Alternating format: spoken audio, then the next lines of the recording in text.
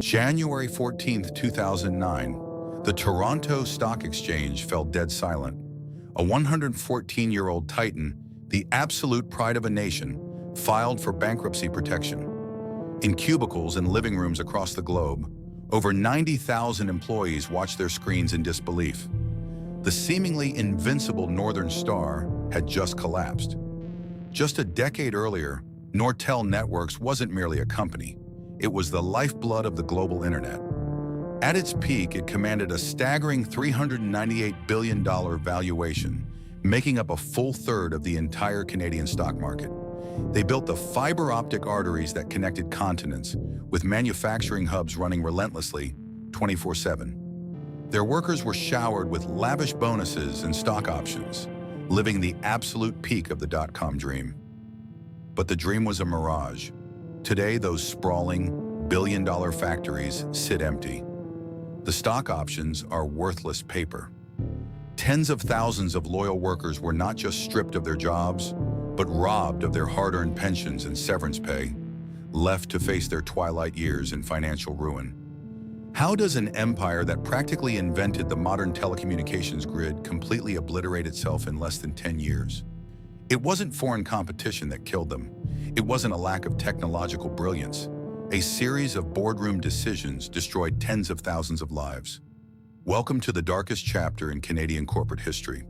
This is the story of how blind ambition, toxic arrogance, and a trail of fabricated financial reports destroyed the greatest tech giant the nation had ever seen.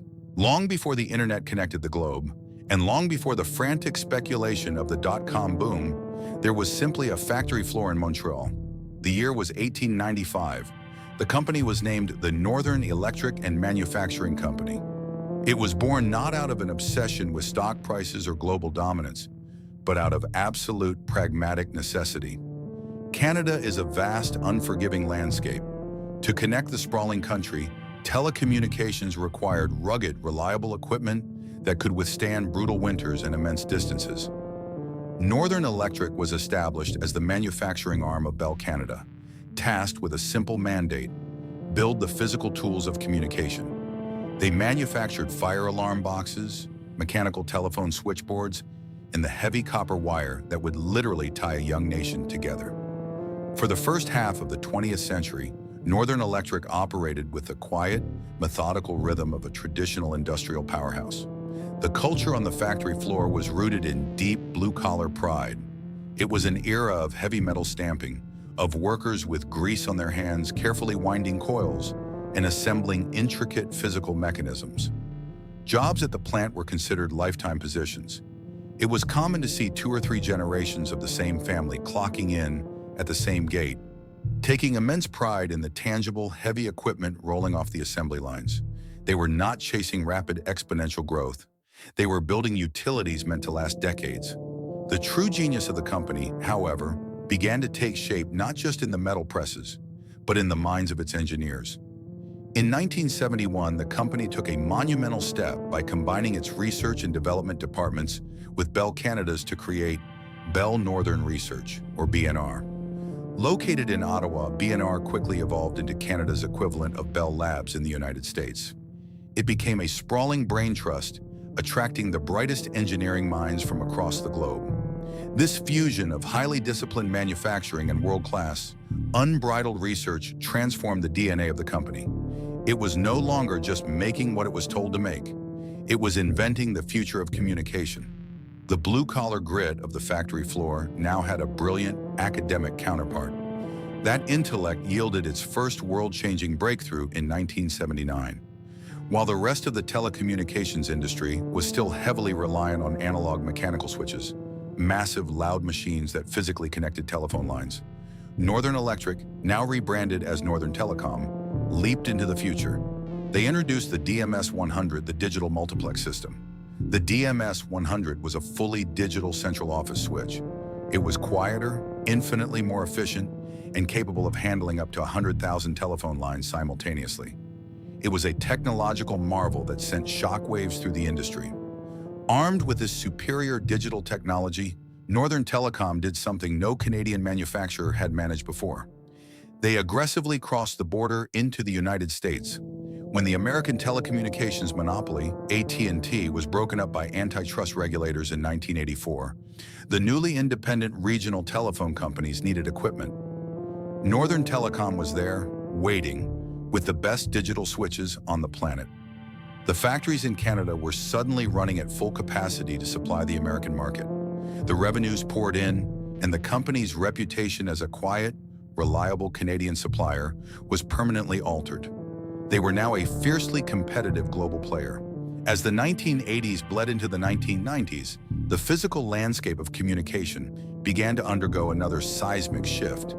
The heavy copper wires that had defined the company's origins were reaching their physical limits.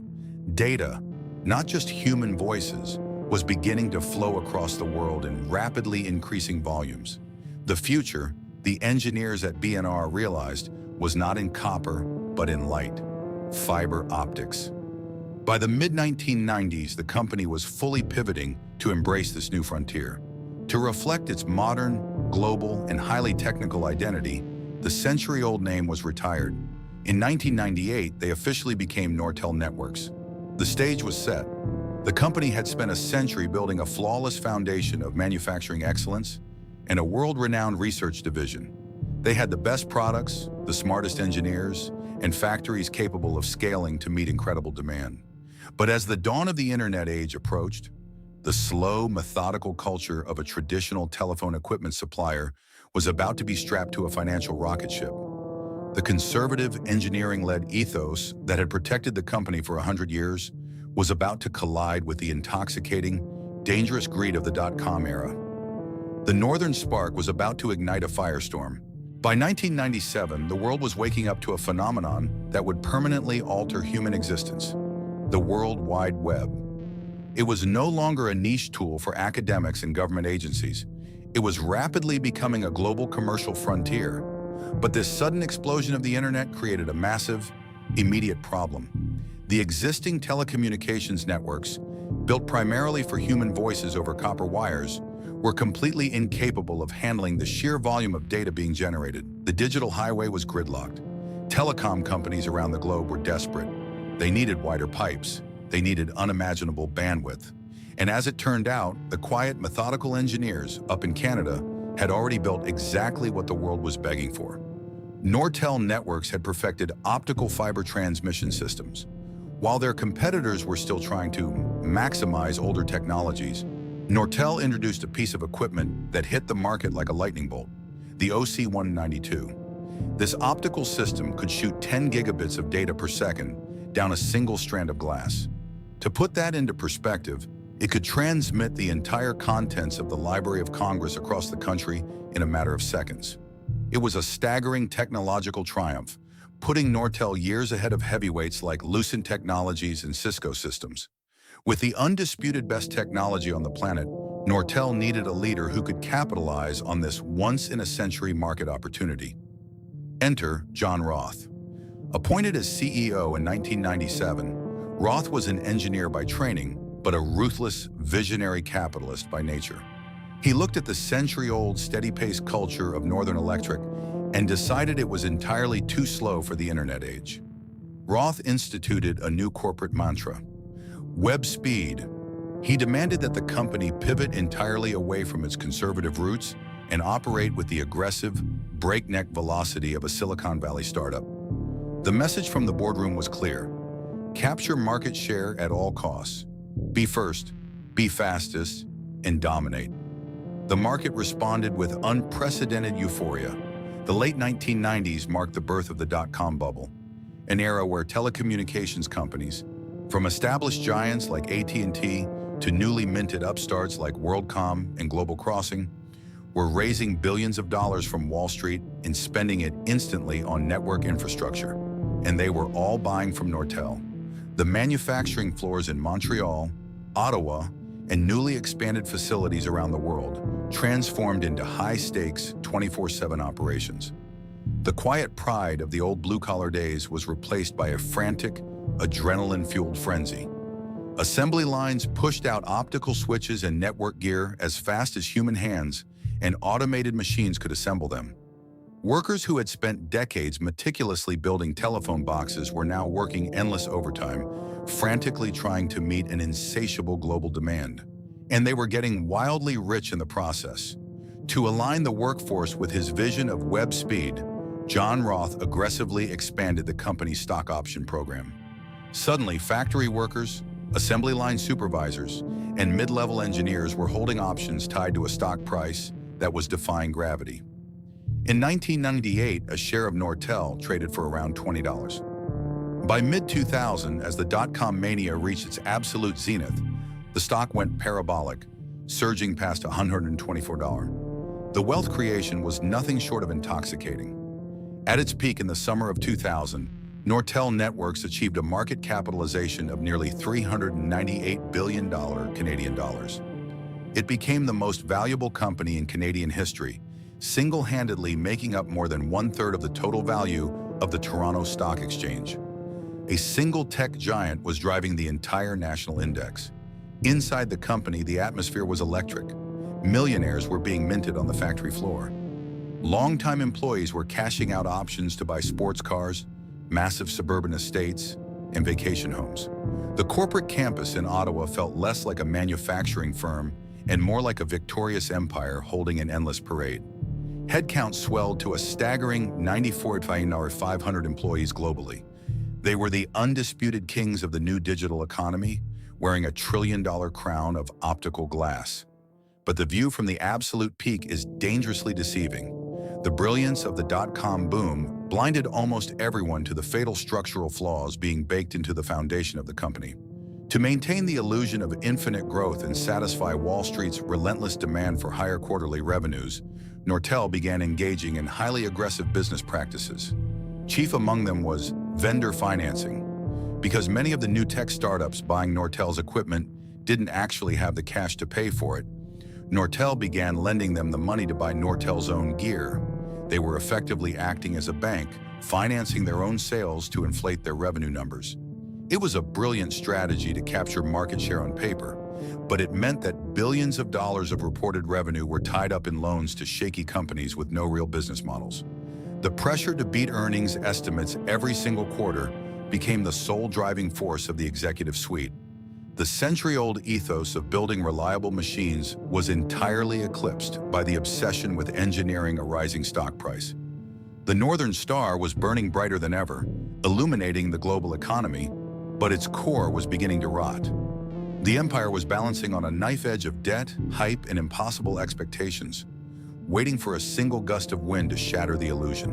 When a corporation's stock price defies all traditional metrics of reality, that stock ceases to be merely a reflection of value. It becomes a weapon. It becomes a new kind of currency, printed at will, seemingly backed by nothing but the boundless optimism of the internet age.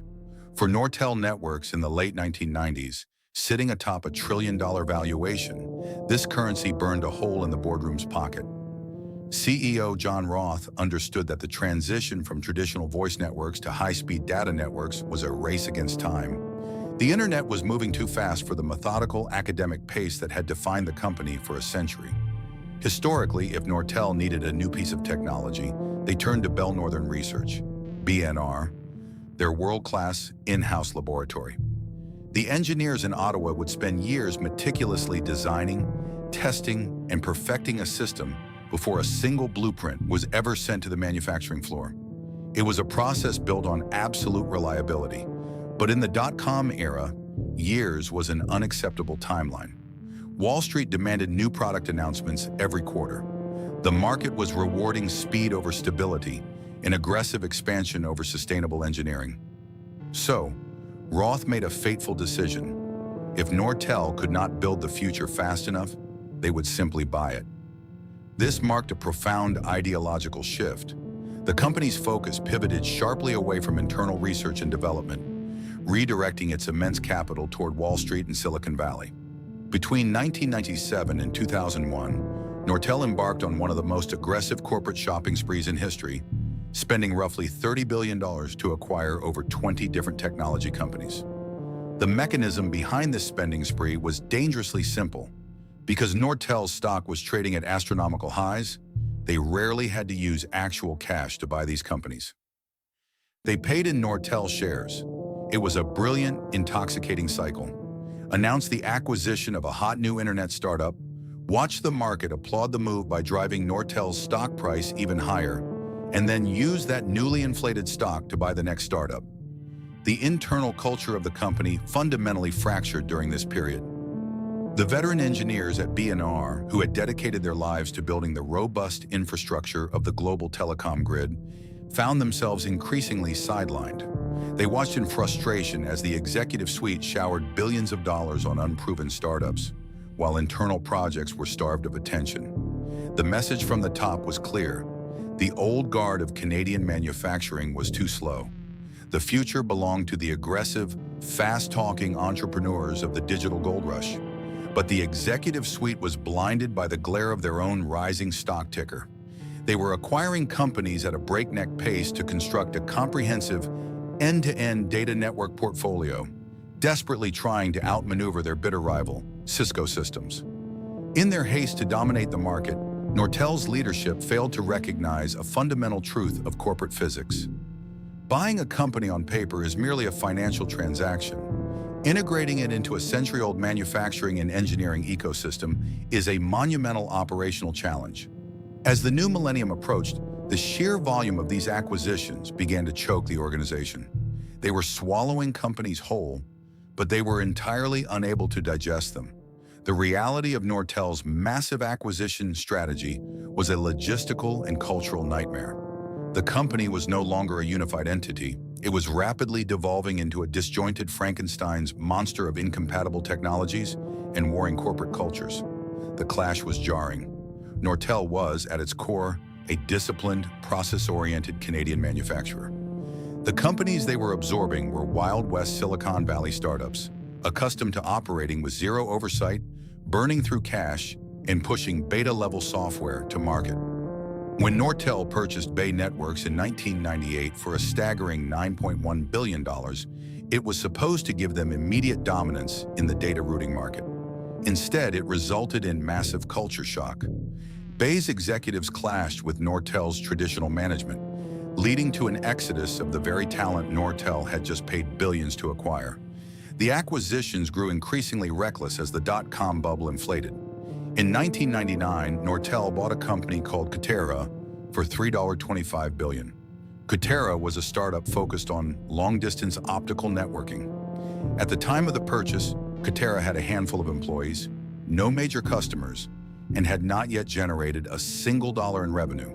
Nortel was paying billions for an idea, a prototype, and the promise of future dominance. In 2000, they acquired Alteon Web Systems for over $7 billion in stock, a valuation that defied all traditional financial logic.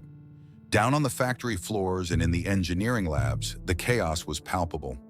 Engineers were suddenly tasked with integrating hardware and software from dozens of different companies into the existing Nortel ecosystem. They frequently discovered that the revolutionary technology touted by the acquired startups was little more than vaporware, buggy, incompatible, and years away from being ready for mass manufacturing. Instead of accelerating Nortel's technological lead, the acquisitions were actively dragging down the company's core operations. Resources were diverted to fix broken code and redesign flawed hardware brought in from the outside.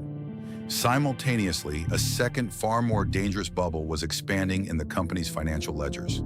To keep revenues growing at the impossible 40 to 50% annual rate demanded by Wall Street, Nortel was aggressively accelerating its vendor financing program. They were lending billions of dollars to new, unproven telecommunication startups, companies like Windstar, Telligent, and 360 Networks, so that these startups could afford to buy Nortel's optical equipment. It was a perilous house of cards. Nortel was essentially paying for its own revenue. They were booking billions in sales, which drove the stock price higher, which allowed them to buy more companies. But the cash wasn't real. It was tied up in high-risk loans given to companies that had no profitable business models of their own. If the broader internet economy ever slowed down, those startups would default on their loans, and Nortel's revenue would evaporate overnight. By the end of the year 2000, Nortel Networks looked like an invincible empire from the outside, employing nearly 95,000 people and dominating the global optical market. But beneath the polished glass of its Ottawa headquarters, the foundation was buckling. They had abandoned their engineering roots for the casino of Wall Street.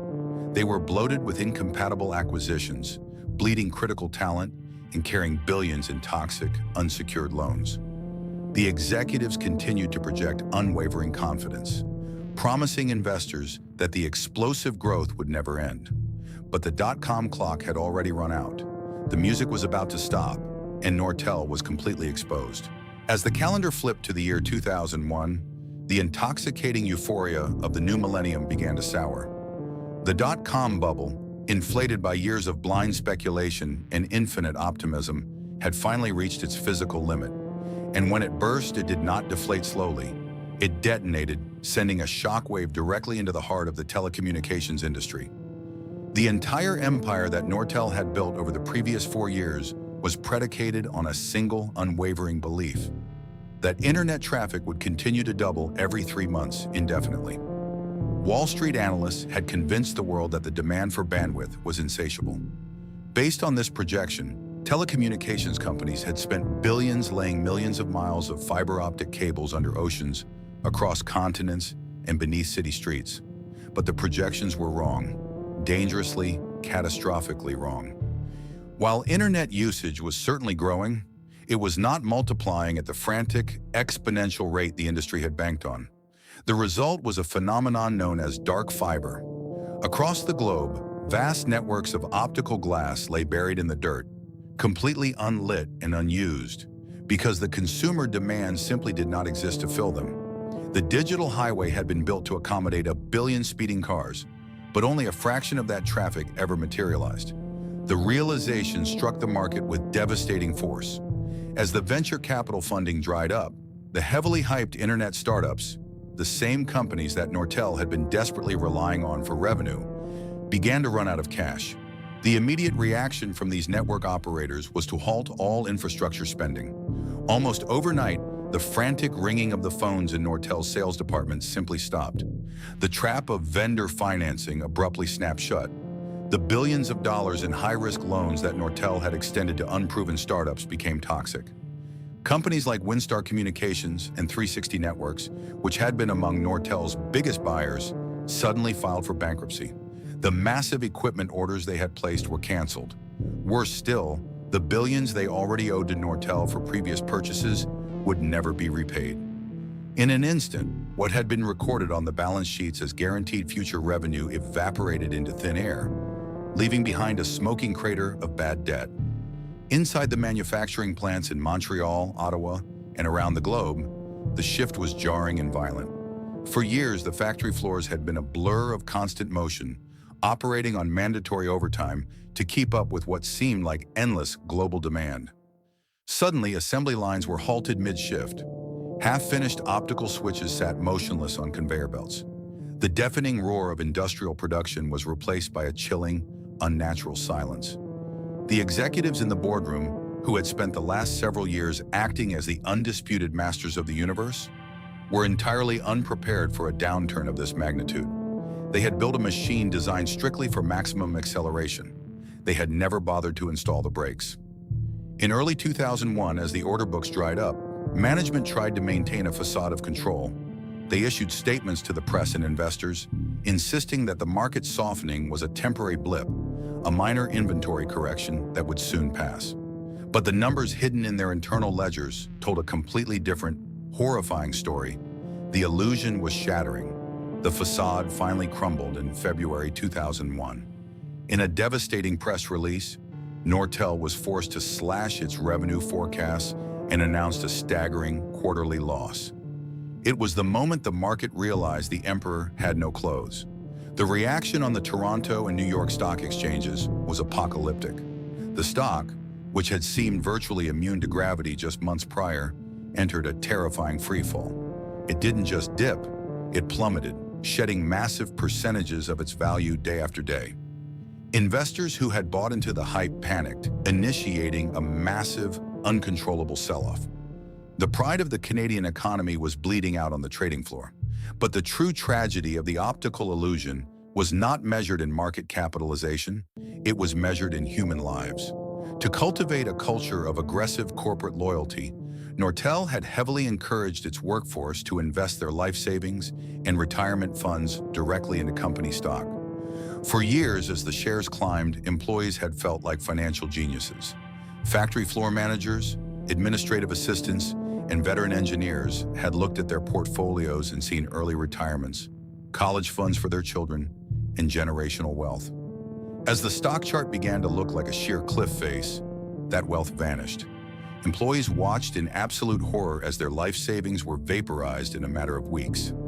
The paper millionaires of the dot-com boom were suddenly facing financial ruin, trapped in a sinking ship they had been repeatedly told was unsinkable. With revenues in free fall and the stock price collapsing, the executive suite resorted to the only lever they had left: brutal, indiscriminate cost-cutting. The era of lavish bonuses and corporate parades was replaced by the cold, sterile reality of mass layoffs. It began in waves. Thousands of workers were called into windowless conference rooms, handed manila envelopes containing severance packages, and escorted off the premises by security guards. The very people who had worked grueling, 80-hour weeks to build the fiber optic revolution were now being discarded to appease angry shareholders. Entire departments were dissolved overnight. In cities like Ottawa, where Nortel was the undisputed gravitational center of the local economy, the mass terminations sent shockwaves through the community, devastating local businesses, housing markets, and families. The psychological whiplash was profound. The workers who remained walked the sprawling, half-empty campuses in a state of perpetual anxiety, waiting for the next round of cuts.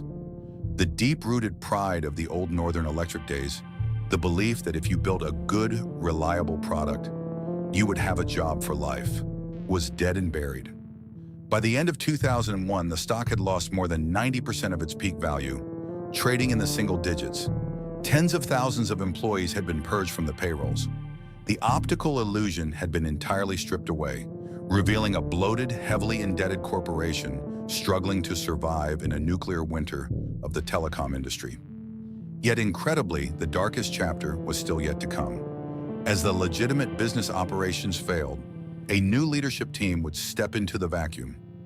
Desperate to stop the bleeding, halt the collapsing stock price, and trigger their own lucrative financial bonuses, they would abandon technology altogether.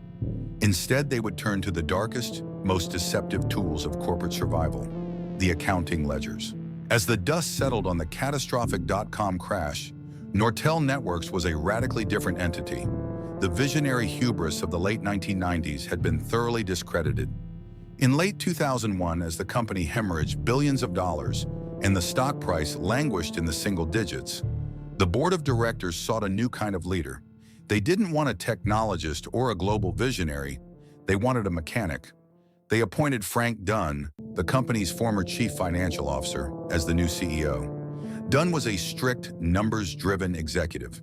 He inherited a sprawling, wounded giant, and his mandate was absolute: stop the bleeding, stabilize the stock, and return the company to profitability at any human cost. To achieve this, the board of directors and management implemented a highly lucrative corporate incentive program known as the Return to Profitability, or RTP, bonus plan. The premise was straightforward.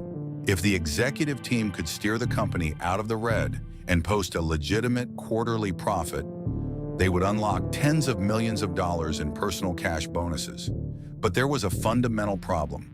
The global telecommunications market was still frozen in a nuclear winter. Customers were not buying optical equipment. Legitimate operational revenue was still painfully scarce. The factories were quiet and inventory was collecting dust. You cannot engineer a financial turnaround when the fundamental business model is starving for demand.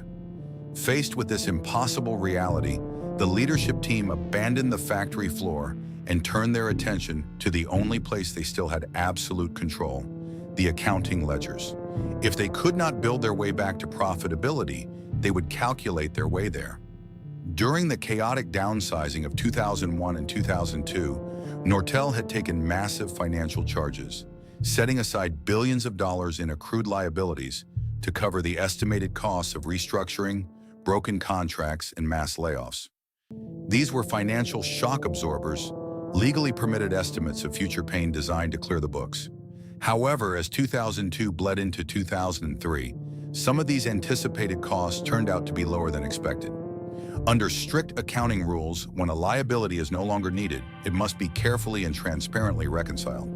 But within the executive suite of Nortel, these unspent reserves were not treated as administrative corrections. They were treated as a slush fund, a cookie jar. Instead of reporting the true, dismal state of the company's operational sales, management began systematically dipping into these financial reserves. They quietly released hundreds of millions of dollars of these accrued liabilities directly onto the income statement, registering them as artificial profit. It was an accounting mirage, meticulously designed to bridge the massive gap between the company's real-world failure and the financial targets required to trigger their own personal wealth. The engineers in Ottawa were desperately trying to design a way out of the crisis. The workers on the assembly lines were praying their jobs would survive another week. But behind the closed doors of the finance department, the numbers were being surgically manipulated to tell a story of recovery that simply did not exist. In the first quarter of 2003, the mirage was proudly unveiled to the public. Nortel Networks shocked Wall Street by reporting a profit of $54 million. The market, desperate for any sign of a tech turnaround, reacted with jubilation. Analysts praised the new management team for executing a miraculous corporate recovery in the midst of a historic industry depression. The stock price experienced a sudden, artificial surge, breathing a false sense of hope into the remaining workforce. But the most significant consequence of this fabricated profit occurred internally. Because the company had officially crossed the threshold into the black, the return to profitability bonuses were instantly triggered. In a spectacular display of corporate greed, CEO Frank Dunn and a tight circle of top executives awarded themselves tens of millions of dollars in cash bonuses. Dunn alone walked away with an RTP payout of over $2 million, on top of his already lavish base salary. This transfer of wealth happened precisely while the company was still aggressively laying off thousands of rank-and-file workers. Men and women who had dedicated 20 or 30 years to the company were being handed cardboard boxes and escorted to the parking lot, their severance packages slashed, while the architects of the company's financial ledgers were cashing multi-million-dollar checks based on phantom profits. It was a profound, devastating moral collapse. But the truth hidden in the labyrinth of corporate accounting is notoriously difficult to bury forever. By late 2003, the external auditors began to detect glaring inconsistencies in the books. The sudden, inexplicable shifts in reserve accounts could no longer be justified by standard accounting practices.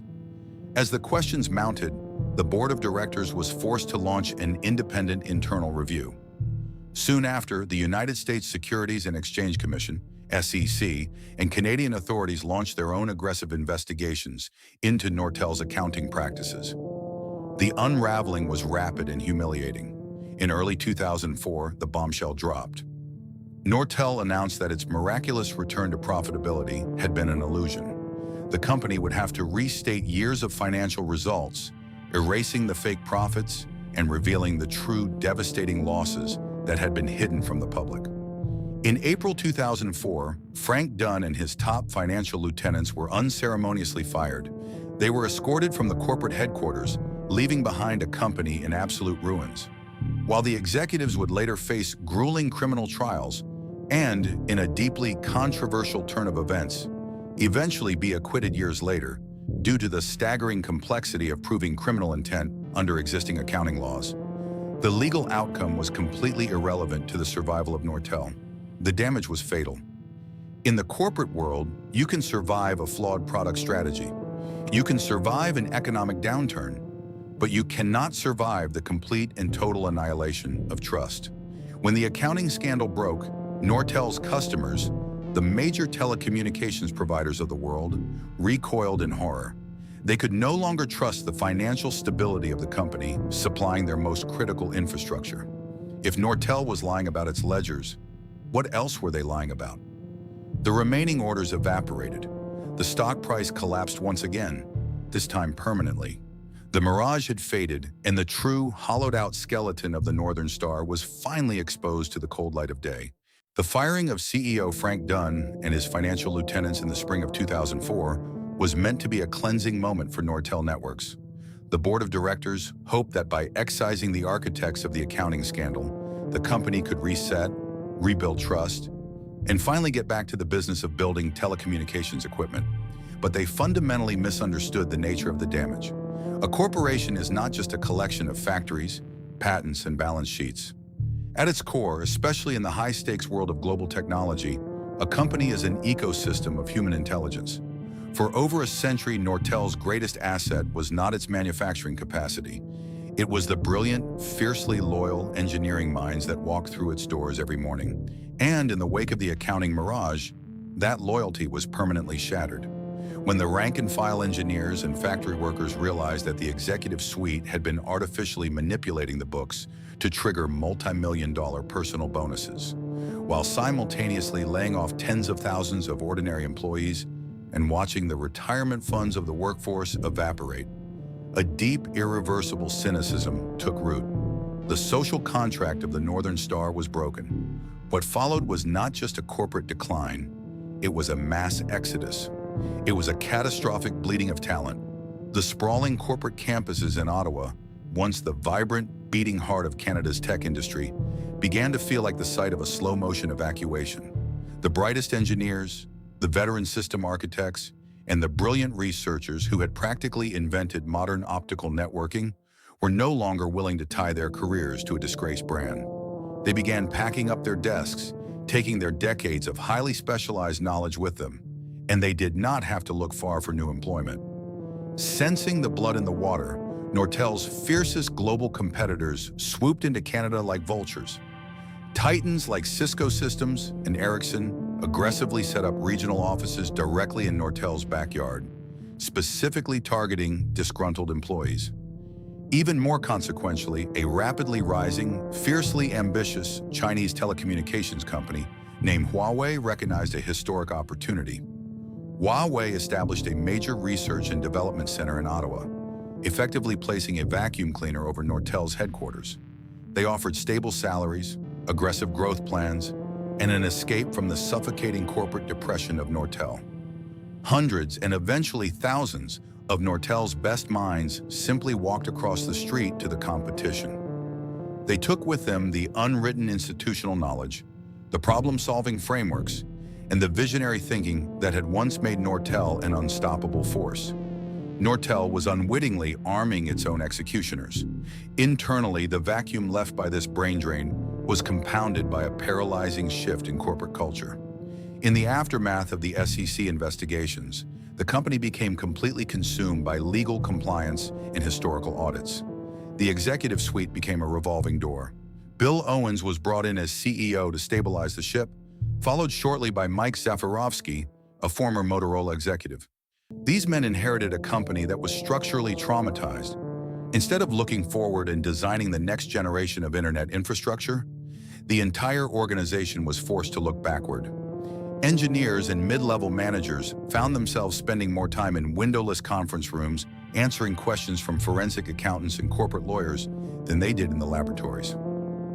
Innovation ground to an absolute halt.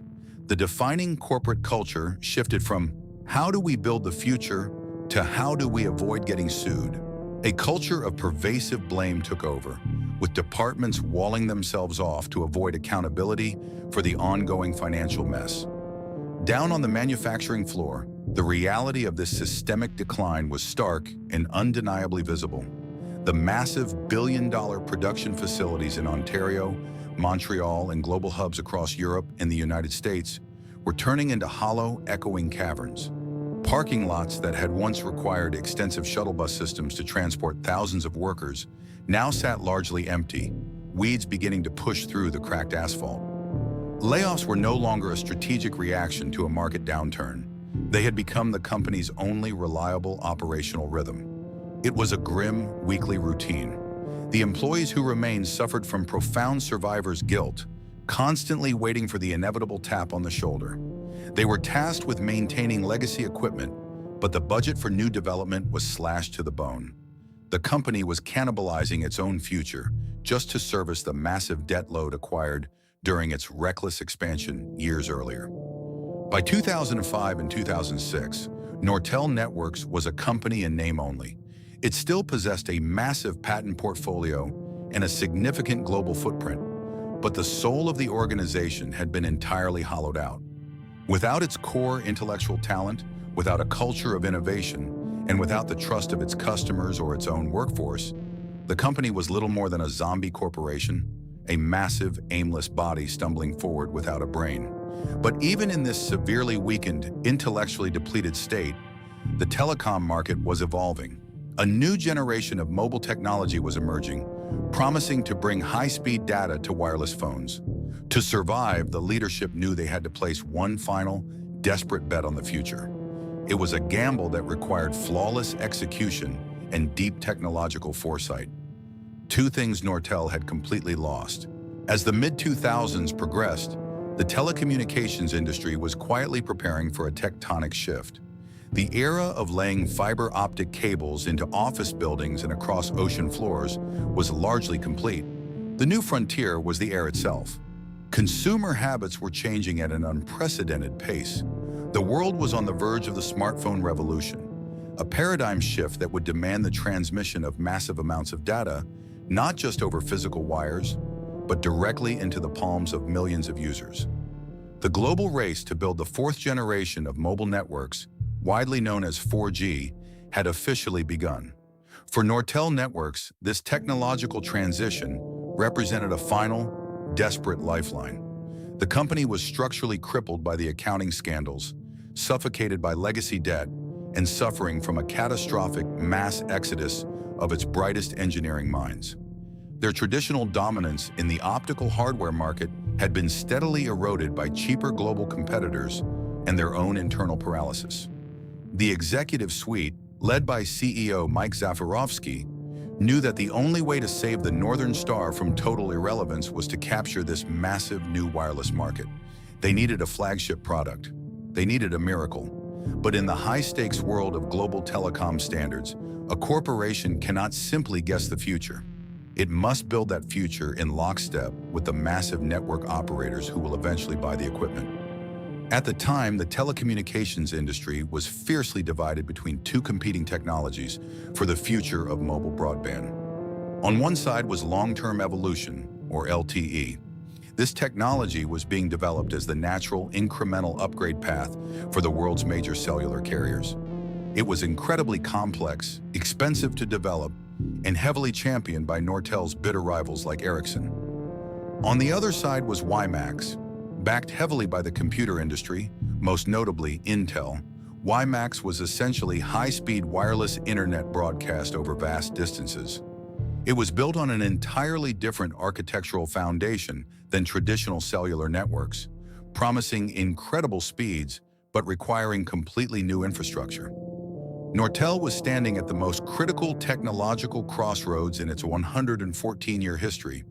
They did not have the financial resources, the time, or the engineering manpower to develop both technologies simultaneously. They had to place all their remaining chips on a single square. In a decision that would ultimately seal the company's fate, Nortel's leadership looked at the landscape and chose WiMAX. The logic from a desperate boardroom's perspective was intoxicating. Because WiMAX was an entirely new disruptive standard, Nortel believed they could leapfrog their traditional competitors. If they could get to market first with the best WiMAX gear, they could bypass the grueling, expensive battle over LTE and establish an unassailable monopoly in a brand new wireless ecosystem. Furthermore, they believed the massive financial gravity of Intel and the PC industry would effectively force the global telecom operators to adopt the technology. To fund this massive gamble, Nortel made a devastating sacrifice. They systematically gutted their internal research and development budget for traditional cellular technologies, including their early promising work on LTE. They explicitly communicated to their largest historical customers, the massive global network operators, that Nortel was abandoning the LTE development race entirely. The company reorganized its remaining engineering talent, formed a joint venture with a wireless firm called Alvarian, and went completely all in on WiMAX. It was a spectacular, fatal miscalculation. The global telecommunications carriers, titans like AT&T, Verizon, and Vodafone, looked at WiMAX and balked. To implement WiMAX, these carriers would essentially have to build entirely new, parallel networks from scratch, securing new real estate and erecting new towers. It was a logistical nightmare and a financial black hole. LTE, on the other hand, was designed specifically to integrate seamlessly into their existing cell towers and legacy infrastructure. For the carriers, LTE was the safer, more logical evolution of their multi-billion-dollar businesses. By 2007, as Apple launched the iPhone and global demand for mobile data skyrocketed, the market's verdict was brutally delivered. The world's largest telecom operators universally rejected WiMAX as a mainstream cellular standard and committed hundreds of billions of dollars to building LTE networks. Nortel had built the wrong machine. The fallout was swift and absolute. Nortel found itself holding millions of dollars worth of WiMAX technology that nobody wanted to buy. Even worse, by explicitly abandoning LTE research years earlier, they had voluntarily removed themselves from the only market that actually mattered. When the major carriers opened their checkbooks to buy the next generation of 4G equipment, Nortel wasn't just losing the bids. They weren't even invited to the table. They had alienated their oldest, most lucrative clients and handed their remaining market share directly to their competitors. The fatal bet had been lost, and there was no more capital left to buy back into the game.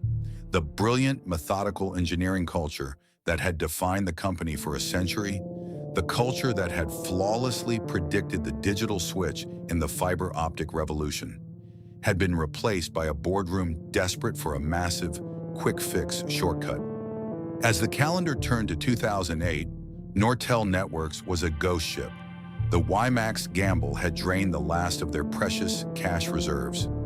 They were carrying nearly $4 billion in long-term debt, a toxic remnant of their blind expansion during the dot-com bubble. Their product line was irrelevant, their corporate reputation was in ruins, and their workforce was thoroughly demoralized. The company was entirely defenseless.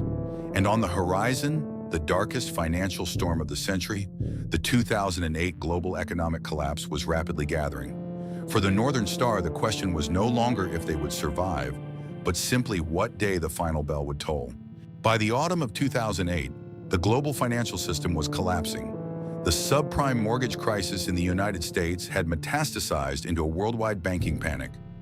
Credit markets froze solid. Massive financial institutions evaporated overnight, and corporate spending across every sector ground to an immediate, terrifying halt. For a healthy corporation, the Great Recession was a brutal storm to weather. For Nortel Networks, it was an execution order. The company entered the financial crisis completely defenseless. They were still carrying billions of dollars in toxic debt from the dot-com era. Their product lines were bleeding market share, and their cash reserves were dangerously thin. As the global recession deepened, the telecom operators that still did business with Nortel aggressively slashed their capital expenditures. The few remaining equipment orders were canceled or delayed indefinitely. Revenue went into a fatal nosedive. The mathematics of survival simply no longer worked. Nortel had a massive debt interest payment coming due in January 2009. Without new sales and with global credit markets completely frozen, there was absolutely no way to borrow the money required to make the payment. The corporate treasury was effectively empty. As the winter of 2008 set in, the atmosphere inside the corporate headquarters in Ottawa was suffocating. The stock price, which had once proudly commanded $124 a share, plummeted to a few humiliating pennies. The New York Stock Exchange issued a formal warning that Nortel was on the verge of being delisted entirely. In a final, desperate plea for survival, the executive suite turned to the Canadian government. Nortel had been the crown jewel of the national economy, a massive employer, and the undisputed anchor of Canada's technology sector. Management hoped for a federal bailout, similar to the multi-billion-dollar lifelines being thrown to the auto industry across the border. But Ottawa looked at Nortel's hollowed-out operations, its history of accounting scandals, and its lack of competitive future technology, and made a cold, calculated decision. They turned their backs. There would be no rescue. The death knell sounded on the morning of January 14, 2009. With no cash left to satisfy its creditors, Nortel Networks officially filed for bankruptcy protection. Chapter 11 in the United States, and the Companies Creditors Arrangement Act, CCAA, in Canada. The 114-year-old Titan, the company that had wired the nation and built the early arteries of the global internet, had flatlined. Inside the sprawling campuses in Ottawa, Montreal, and regional offices around the world, the news hit with the force of a physical blow. Even though the decline had been long and painful, the actual finality of the word bankruptcy shattered the remaining workforce. The scenes that played out across the facilities were deeply traumatic. Thousands of employees were summoned into massive cafeterias and conference centers to hear the announcement. There was no severance pay offered. There were no transition packages. People who had dedicated 20, 30, or even 40 years of their lives to the Northern Star were simply told to pack their belongings and leave. The hallways, once buzzing with the frantic energy of the dot-com boom, became silent corridors of grief. Grown men and women wept openly by the elevators. The unmistakable sound of packing tape echoing through the cubicles became the final soundtrack of the empire. Security guards, many of whom had worked alongside these engineers for decades, were forced to stand by the exits and silently watch their friends carry cardboard boxes out into the freezing Canadian winter. Down on the remaining factory floors, the visual was even more jarring. The massive automated assembly lines that had once pushed out the world's most advanced optical switches were abruptly powered down. Half-completed circuit boards were left sitting on the anti-static mats. The deafening rhythmic roar of industrial manufacturing was replaced by a heavy, unnatural silence. The factories didn't transition or retool. They simply died mid-breath.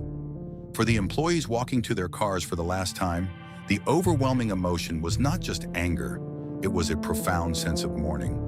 They were mourning the loss of their livelihoods, certainly, but they were also mourning the destruction of a Canadian institution. They remembered the deep pride of the Northern Electric days, the absolute brilliance of the Bell Northern Research Labs, and the intoxicating triumphs of the late 90s. They had built something magnificent, only to watch it be dismantled by corporate greed, accounting fraud, and catastrophic executive gambling. But as the locked doors of the headquarters were chained shut and the liquidation lawyers descended upon the carcass of the company, a secondary, far more insidious tragedy was quietly unfolding. The bankruptcy protection allowed Nortel to immediately halt its massive debt payments to Wall Street banks. But it also allowed the corporation to halt its financial obligations to its own people. Behind the headlines of the corporate collapse, tens of thousands of retired workers, the very men and women whose physical labor had built the foundation of the company throughout the 20th century, were about to discover that their pensions, their medical benefits, and their life savings were locked inside a burning building with the exits entirely blocked by an army of corporate creditors. When a global corporation of Nortel's magnitude officially declares bankruptcy, it does not simply vanish into thin air. It enters a grotesque, protracted phase of corporate autopsy. The company is slowly and methodically carved up by liquidation lawyers, its physical assets and intellectual property sold off piece by piece to the highest bidder to satisfy an army of ravenous creditors. And Nortel, despite its catastrophic operational failures and executive incompetence, still possessed one extraordinarily valuable asset: its patents. The brilliant engineers who had been systematically ignored, mismanaged, and eventually laid off over the previous decade had spent their careers registering thousands of foundational patents. These patents covered the absolute core technologies of modern wireless communications, optical networking, and the nascent 4G infrastructure. In 2011, this massive intellectual portfolio was put on the auction block. The bidding war that ensued was completely unprecedented. A consortium of tech titans, including Apple, Microsoft, Ericsson, Sony, and BlackBerry's parent company, RIM, ultimately banded together to purchase the Nortel patent portfolio for an astronomical $4.5 billion in cash. It was, at the time, one of the largest single sales of intellectual property in human history. To the outside observer, this multi-billion-dollar windfall seemed like a miraculous salvation. Surely, with $4.5 billion injected directly into the bankruptcy estate, alongside billions more generated from the piecemeal sale of various business units to historical rivals, There would be more than enough capital to honor the company's fundamental commitments to its most vulnerable stakeholders, its retired workforce. But the cold, mechanical reality of corporate bankruptcy law dictates a very different hierarchy of human value. Under the legal frameworks governing the liquidation, retired employees, pensioners, and those on long-term disability were legally classified as unsecured creditors. They were pushed to the absolute back of the line, forced to wait while secured bondholders, massive hedge funds, and an army of bankruptcy professionals took their aggressive cuts first. And the professionals took a staggering cut. The Nortel bankruptcy evolved into one of the longest, most complex, and most ruthlessly expensive corporate liquidations in global history. For nearly a decade, teams of elite lawyers and forensic accountants in Toronto, Delaware, and London engaged in bitter, protracted jurisdictional warfare, fighting over exactly how the remaining billions should be divided across international borders. As the years dragged on, the legal and administrative fees quietly eclipsed an estimated $1 billion. $1 billion was drained directly from the carcass of the company, simply to pay the architects of its dismantling. Meanwhile, the human toll at the bottom of the financial hierarchy was devastating. In Canada, the Nortel Health and Welfare Trust, which had provided critical medical, dental, and life insurance benefits to thousands of retirees, was completely severed. Elderly men and women, many of whom had structured their entire lives around the ironclad promise of a corporate safety net, were suddenly forced to pay entirely out of pocket for life-saving medications and ongoing medical treatments. Even more tragically, the corporate pension plan itself was revealed to be massively underfunded. For those who had already retired, their monthly pension checks were violently slashed. For years, groups of elderly former workers organized protests outside courtrooms, holding signs bearing faded photographs of their decades on the assembly line, begging the legal system for the money they had rightfully earned. But the courts were entirely deaf to sentimentality. The cruelest blow, however, fell on the company's most vulnerable demographic. Hundreds of former employees who were on long-term disability, suffering from severe illnesses, workplace injuries, or terminal conditions. Their income replacement was abruptly and permanently terminated. They were abandoned by the very institution they had broken their bodies to build. The physical landscape of the Northern Star perfectly mirrored this human desolation. The staggering, futuristic corporate headquarters on Carling Avenue in Ottawa, a sprawling campus of glass and steel that once housed the world's brightest telecommunications minds, was sold off and eventually absorbed by the Canadian military to serve as a defense headquarters.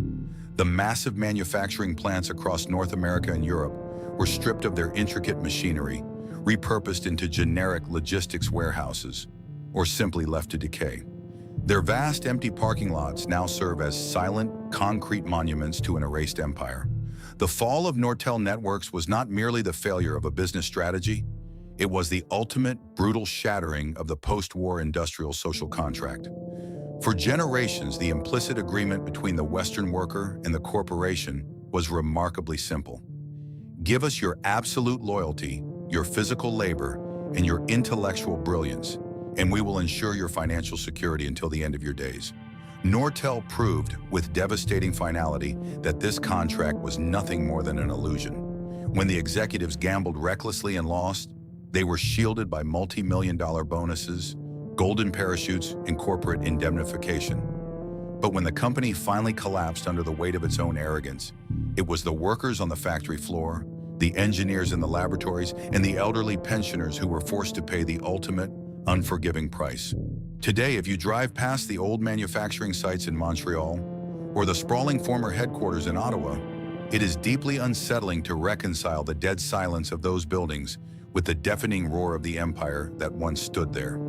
Nortel Networks was not a victim of insurmountable foreign competition. It was not rendered obsolete by a sudden, mysterious technological leap it couldn't comprehend.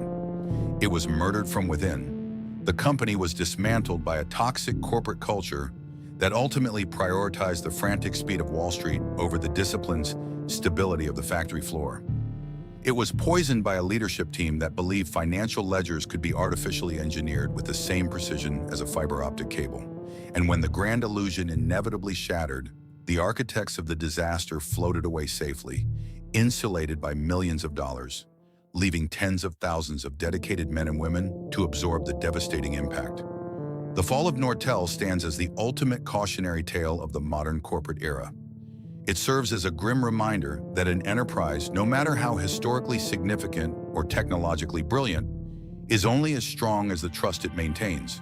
Trust with its customers, trust with its investors, and most importantly, trust with its workers. When a corporation begins to view its own people not as the bedrock of its success, but merely as disposable liabilities on a quarterly balance sheet, it has already begun to die. The physical buildings might remain standing for a few more years. The stock ticker might still falsely flash green for a few more quarters, but the soul of the machine is gone. The Northern Star did not simply burn out, it was actively extinguished by the very hands meant to guide it. What do you think was the absolute turning point that doomed Nortel? Was it the blind.com acquisitions, the unforgivable accounting mirage, or the fatal WiMAX gamble? Share your thoughts in the comments below. If you appreciate these deep dives into the rise, ruin, and human cost of global industries, please subscribe to the channel and turn on notifications. Thank you for watching, and we will see you in the next documentary.